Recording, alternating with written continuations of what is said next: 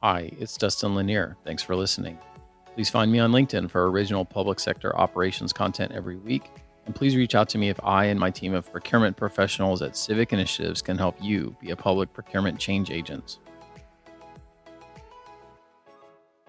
Hi, this is Dustin. I gave a speech today for the Mississippi Association of Governmental Purchasing and Property Agents for around 300 people at lunchtime. It was my speech on attracting and retaining talent called It's Go Time.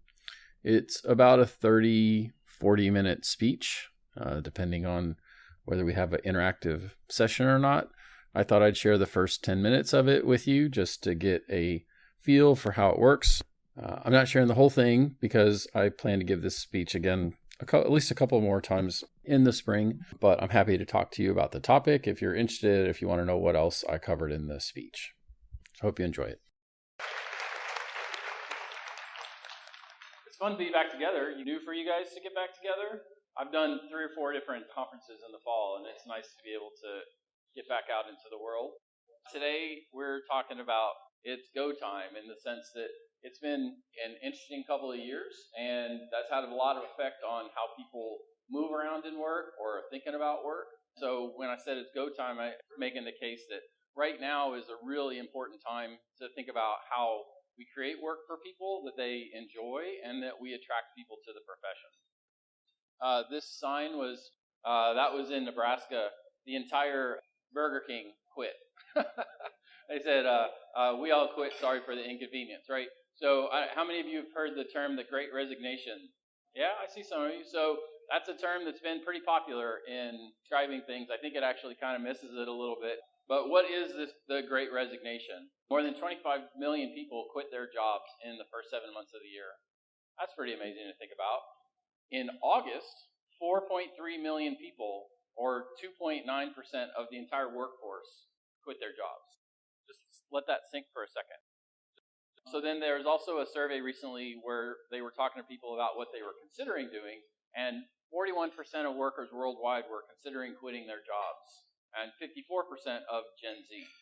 So when asked then deeper in on what is motivating this, 30% of those who were looking to leave cited the need for flexibility as a primary reason to leave. So the term Great Resignation has been rolling around in a lot of news articles and so forth. I think you're starting to see a shift out of it. Dr. Kirsten Ferguson wrote an article that I thought was really good, that it's not the Great Resignation, it's the Great Realignment. And then another author I respect recently wrote that this period's about people really thinking about their life goals and work identities. And I love those phrases, and I'm going to echo them into this speech because we all have what we identify with our work, but we also have our life goals, and our work identities and our life goals, the more that they touch each other, the more that we find meaning in our work, and the more that they become disconnected, the more that people say, why am I spending time on this, and what am I doing? Now, let's come back to procurement. It's been a long 18 months for procurement. You all know that. You're standing here today after having gone through a really strange time. So when I was with the state of Texas, I was able to participate in some of the emergency operations centers, during hurricanes and so forth. And we were always sort of off and to the right because the center is where you've got the people who are directly dealing with getting cots and ice and energy and generators and all the things that you do in a hurricane. COVID pushed procurement to the front and the center of the emergency operations room. This was a pretty unique instance in that the issues were supply chain issues. The things that were the most critical to success had to do with the people in this room. So first it was PPE. I guarantee you, if you had done a survey of procurement people in August 2019 and said, what is PPE? I doubt that 20% of people would have known what PPE was. I'd never heard the term, and I've been in procurement for a long time because I was not specialized in that space. Now, of course, PPE is known by everyone in the room. So first it was PPE, then it was all the vaccines and the vaccine stations, and now ARPA, and then as of Friday, the Infrastructure Act is now pushing a lot of new things on top of procurement. What happened in that then is all of the stuff that procurement has historically done had to still be done, and then all of these new things that were added on top really create a lot of press on procurement. We had to learn new things. A lot of the traditional vendors that we expected to be able to provide a service, they didn't have the stuff. And if they had the stuff, the states may be trumped by the feds, right? The feds may have the first cut at that. So a lot of the activities of procurement during COVID and the rest, we had to find new vendors. We had to be able to stand them up, vet them, make sure they could turn work. A lot of times those vendors are in the Pacific Rim.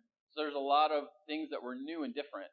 Purchasing and procurement had been able to anticipate that if you placed an order, you would get the stuff, right? That's how procurement works. But during COVID, that was not necessarily true. Right now, we had to learn a whole new thing about logistics, right? When we place an order, do we actually get the order? Or if we place an order, do we know how to work with the warehouse? Have we ever had to work with a warehouse before? The procurement officer for the state of Missouri, when I called her and I said, how are things going? She said, you know how many pallets, like 6 million surgical gloves comes on? And I said, I have no idea. And she says, it's 120. We never had to think about that stuff before. We just assumed we would buy it and we would place it. Now we're stockpiling. So there's all kinds of things that really made it a challenging 18 months for procurement and really stretched people into a thinness on their ability to consume work. And then the last thing that makes it go time on how we make sure that we're designing work so that it's good work and that we attract generations is that job mobility for procurement is suddenly a thing. Procurement was never allowed to leave the building. They were there with the security guards and facilities. We were never going to leave the building. And then suddenly procurement was told to leave the building.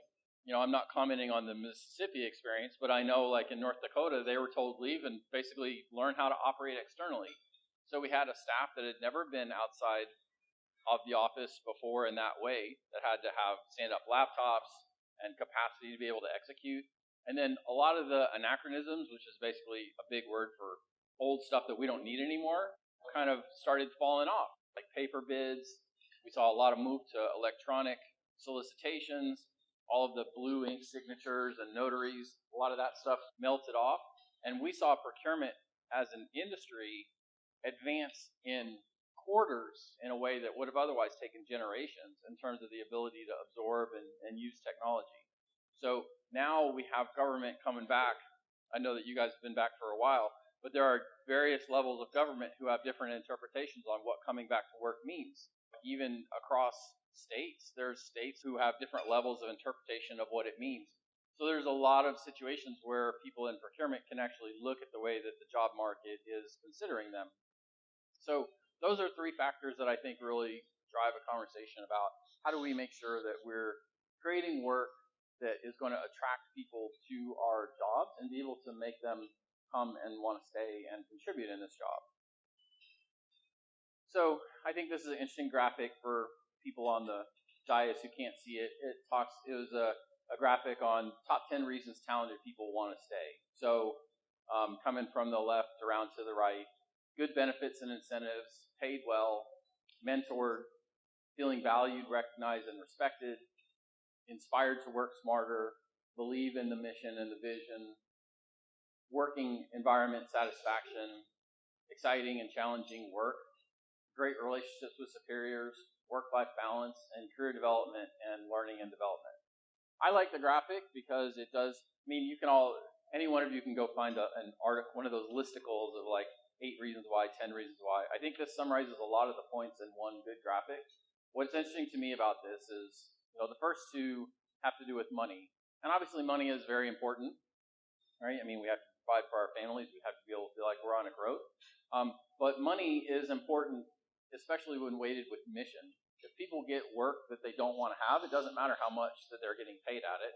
And then people will also make choices to do work that they feel has mission, even if they feel like it's at least within a zone of market. So a lot of times procurement is not paying as much as private sector for things. But when we say, look at all the rest of the factors, it boils into a few. We want to be in work in a mission that matters. We want to be able to see that we have an individual impact on this mission, that things that we do have impact, that we feel the respect in our team, and we have an ability to grow in a career path in a location or environment that has a long-term view. And I think that really boils down a lot of the issues on why people choose where they're working and then factor into the way that we can design work in these spaces. So procurement specifically, I think, has a dramatic tie to purpose. I came to procurement late in the career. I had worked in governor's office. I had been a deputy CIO. So I was only really in procurement in my last 3 years of public sector, but I really loved procurement once I really got into it, because I felt like you never had more ability to impact government than when you have money in one hand and requirements in the other. If we're enabling people to think about the work and design the work in a way that is going to connect for them. So when we think about where procurement impacts, once you take out buildings and debt maintenance and intergovernmental transfers and that type of thing, the vast majority of the rest of that money goes through procurement. How do we make sure that procurement is truly underlying all of government's purposes, and be able to build work so that you guys in your individual jobs really can feel that connection, because that's what makes people want to do the job and want to stay in a job. And when we think ahead into the next generation, what's the biggest cliche in procurement that I fell into procurement? How many of you have said that in the last month, right? So it's one of the biggest cliches that people fall into procurement. So, but people who fell into procurement are going to age out at some point, right? Because we need to make sure that this is a compelling career choice to the next generation. I have a college senior who's into environmental studies, and I've told him, if you can see that the path to fulfill what you want to do can connect to sustainable purchasing, I can help you find a work and a path. Even if that's not what you want to do forever, come to procurement. Don't fall into procurement. So I'm actively trying to engage with my young people about really considering this type of job. But young people who are going to make a choice as to where they fall, they want a job that makes a difference, uses their brains, has learning opportunity, and can create kind of a long-term career.